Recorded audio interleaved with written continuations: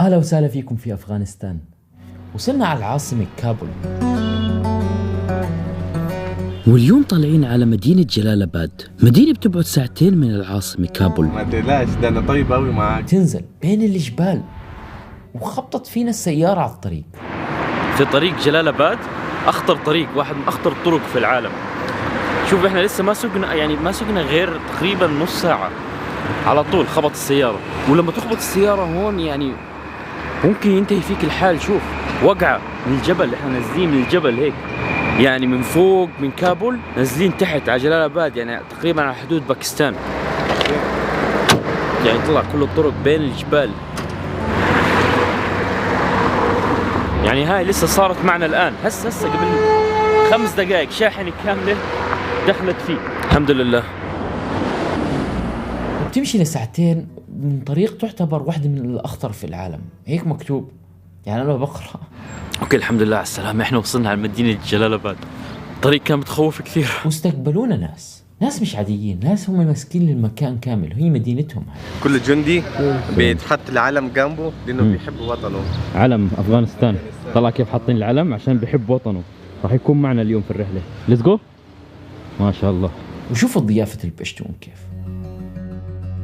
احنا ما وصلنا جلال آباد دخلنا عند بيت ناس ومش خلينا راضيين نطلع حتى ناكل عندهم، مع انه جايين احنا نصور الاكل هون في جلال آباد، ولكن والله غير تاكلوا ما تطلعوا من هون. ثانك يو مان. ويلكم. ثانك يو سو ماتش. طبعا انتم عارفين هون كيف الضيافه في افغانستان، تدخل بيت ما بتطلعش منه، بربطوك. فارسي نو؟ No Farsi. I can speak Pashto only. Pashto. But I can speak English little. ليه؟ البشتون والعرب يتحد في النسل، يعني هم من نسل واحد. البشتون والعرب في جلال آباد كلهم من قبيلة اسمها البشتون، بيحكوا لغة اسمها بشتو. هاي منطقة كاملة، يعني حتى مع باكستان هيك جاي منطقة كاملة، أفغانستان وباكستان اسمها بشتون. بشتون؟ تشكر. بشتون تقول منانا معناها شكرا في البشتون. جلال آباد أفغانستان. ثانك يو. اوكي حاليا راح نبدا ندخل على السوق. اول محل راح نجربه عند واحد مشهور كثير زي خان بابا، ولكن في افغانستان. ادهم خان. مشهور جدا، كثير محطات اجت صورت عنده. بيعمل افضل شابلي كباب هون في جلال آباد.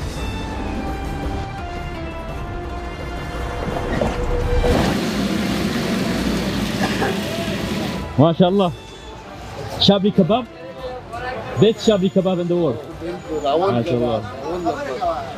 هذا آدم خان يا اخوان، اشهر واحد في المنطقة كلها بيعمل شابلي كباب بنفس القعدة هاي، له سنين طويلة.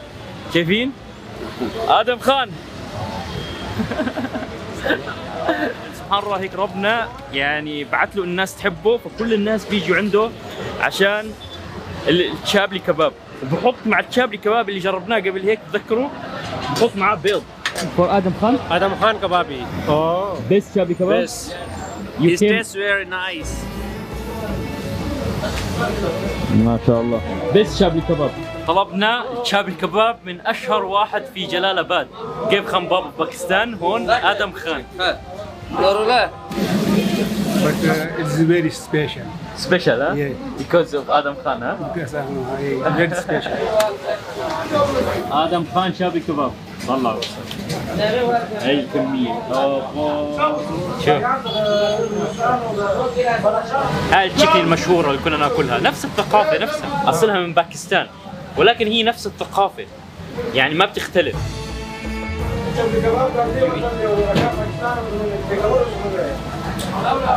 بيزعلوا لما يحكي على باكستان؟ لا عادي؟ عادي. عجيب الشابي، حط عليها البيض، طلع من جوا كيف فيها بيض. هاي لحمة جاموس. سيدة. What's the secret? Why people love your chabli kebab?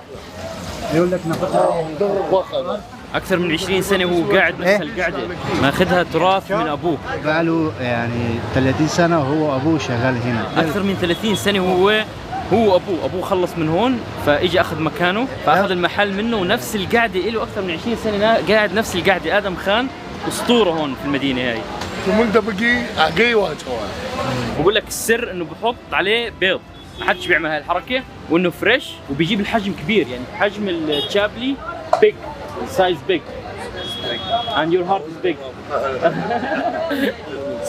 سلام.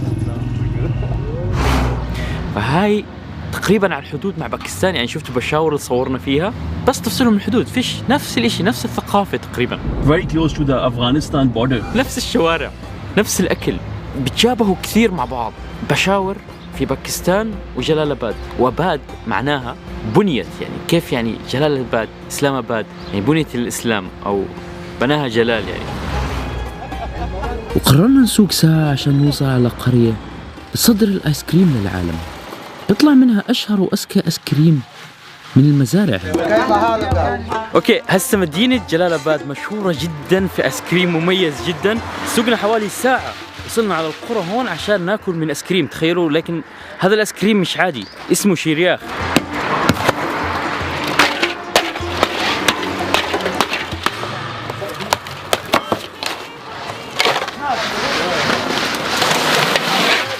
عملوا بتحسوا فن، بيحسبوا كل ثلجة وطريقة وضعهم للملح عشان يطول الثلج وبمدة معينة. اللبن كله طازج، بنحط عليه شوية سكر. والله الحمد لله نحمده. وين تعلمت عربي؟ والله في السعودية يسمونه شيرياخ. شيرياخ من الحليب طازج.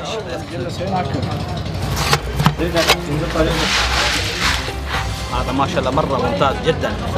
هنا الأصلي، هنا الأصلي وممتاز عشان المتخصصين حقه هناك فريش. هنا فريش هذا ما شاء الله.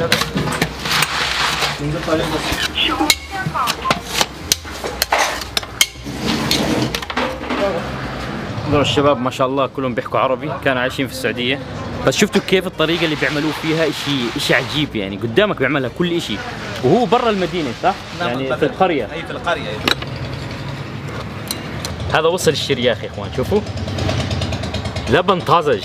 شرياخ معناها اللبن المجمد، يعني انت تيجي هون على القرى عشان تاكلها وتجربها. وشفتوا كيف عملوها بطريقة عجيبة هيك، حركة كانوا بسوق سيارة، هيك حركة عجيبة، بحط لك هيك ثلج حوالين، بعدين بحط ملح، تمام. الملح هذا عشان ايش؟ يطول الثلج ما يذوب. بعدين هيك بصير يعمل لك هيك، يعمل هيك، بحط اللبن وب10 دقائق بصير زي هيك.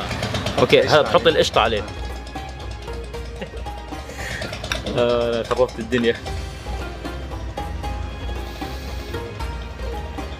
واو اسكحي. والله مو طبيعي، بس لبن وسكر شرياخ. هسه فهمت ليش عاملين جلسات هيك كثير، يعني الناس كلها جاي هون عشان ايس كريم شرياخ افغانستان. والبس زمان.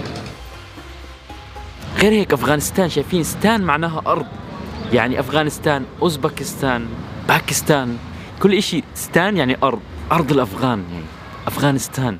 هيك كان فيديو جلال آباد، نشوفكم بغير مدينة أو بغير دولة.